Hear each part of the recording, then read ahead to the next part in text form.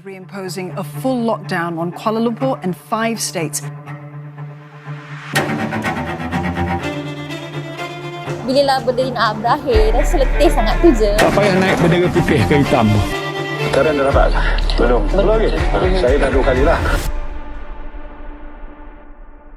Maka pada hari ini saya meletakkan jawatan sebagai Perdana Menteri. Jangkitan COVID-19 terus meningkat apabila 20,899 kes direkodkan. Saya tak suka ni, suka kelompok-kelompok. We are here just for one thing, to make sure that the roads are safer. Saya Ismail Sabri bin Yaakob setelah dilantik memegang jawatan seorang Perdana Menteri. PKP penyapu buruk ni sambung Watnat. We are consistently among the top 3 fastest countries in the world for daily vaccinations per capita. Benda ni bukannya Malaysia je yang ambil vaksin ni. Apabila microchip ni ada dalam badan, Kemungkinan kami ni jadi zombie, siapa nak jawab? SOP tak ada langsung. Ketika otak yang letaknya di atas, tapi ada yang bertindak seolah otak di lutut.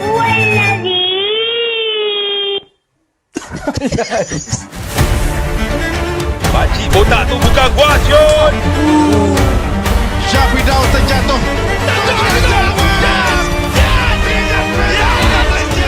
Di sana rancang berdosa. Nak kepala bapak kau. Jangan bimbang. Kami mengharapkan bantuan daripada dermawan. Kerajaan di mana? Ini abang ni riba lah. Diorang memang ajak suami kita nak kahwin lagi tapi dia tak nak lah. Kami hang tolong doa set bagi aku senang berak. Okey dah, brother. Assalamualaikum. Risau. Raping someone.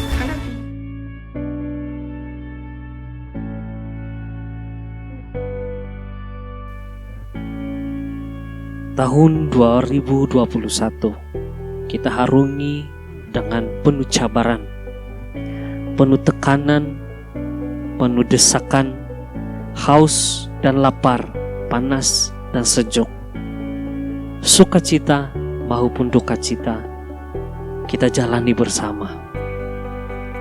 Ada yang gugur, bahkan ada yang bertahan.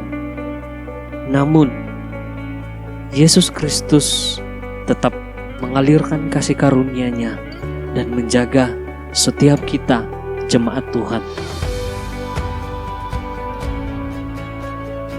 Tahun 2021 berlalu pergi dan datang kini cabaran pada tahun 2022.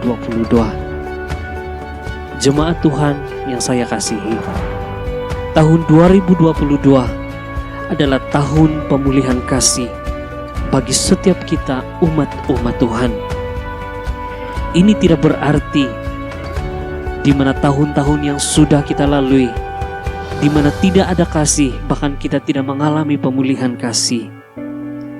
Namun, tahun 2022 ini adalah tahun Tuhan memberi pengertian dan peneguhan secara mendalam tentang kasih-Nya kepada setiap kita, sehingga kan peneguhan bahkan pengertian yang mendalam itu akan mencetuskan perubahan, bahkan akan termanifestasi secara nyata pemulihan kasih yang kita alami daripada kasih Kristus di dalam hidup kita.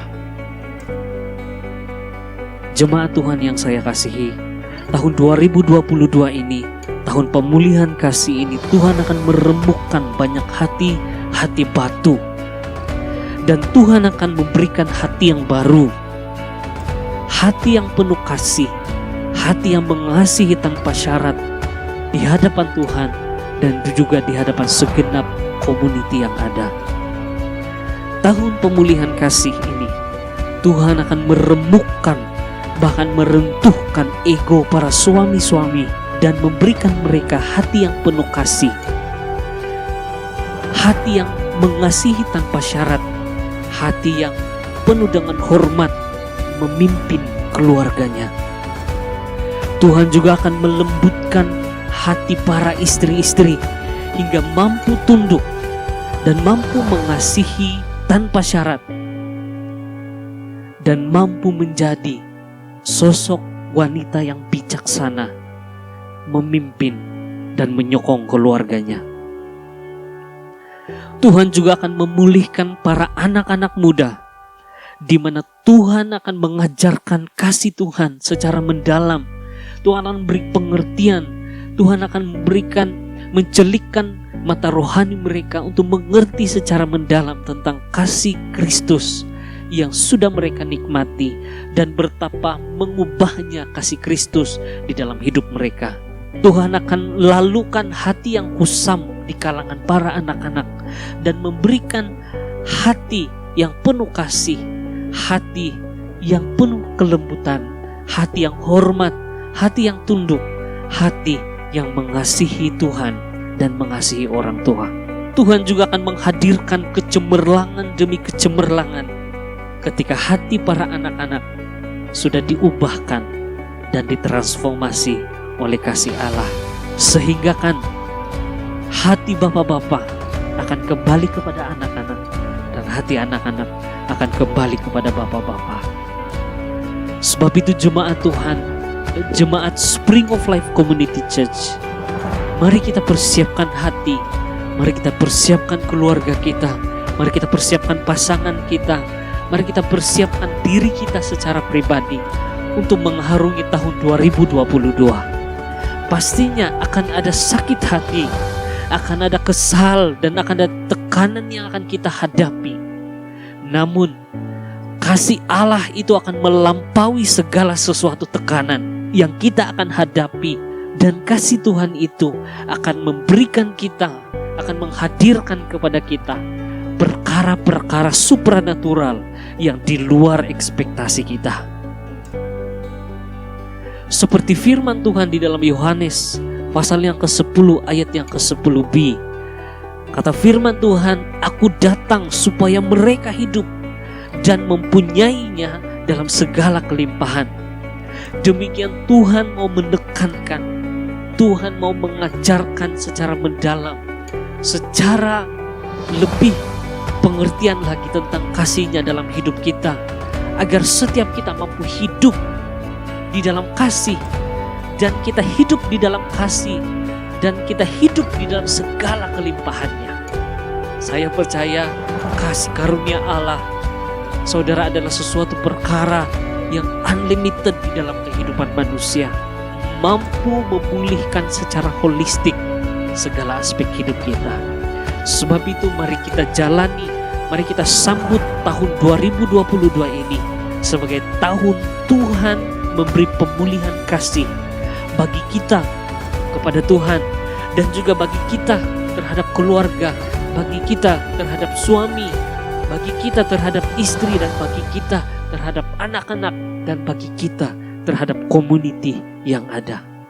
Inilah tahun Tuhan pulihkan kasih, dan tahun Tuhan kembalikan berkat-berkat kasih yang sudah dicuri oleh iblis di tahun-tahun yang lalu. Dengan ini jemaat Tuhan, saya mendeklarasikan tahun 2022 ini sebagai tahun Tuhan memulihkan kasih di antara setiap kita keluarga Tuhan, setiap kita jemaat Tuhan. Mari persiapkan hati, mari kita masuk di tahun yang baru ini dengan penuh harapan, dengan penuh keberanian. Meski apapun yang Tuhan akan tegur, meski apapun yang Tuhan akan ubah, ingat jemaat Tuhan bahwa semua itu adalah pemulihan kasih yang memberikan kebaikan bagi setiap kita, agar kita hidup di dalamnya dan hidup di dalam segala kelimpahan. Akhir kata daripada saya, selamat menyambut tahun yang baru, selamat menjalani tahun yang baru, tahun yang penuh kasih, tahun yang mencabar, tahun yang penuh teguran, dan tahun yang penuh pemulihan, serta tahun yang penuh dengan kelimpahan. Selamat tahun baru, dan Tuhan Yesus memberkati.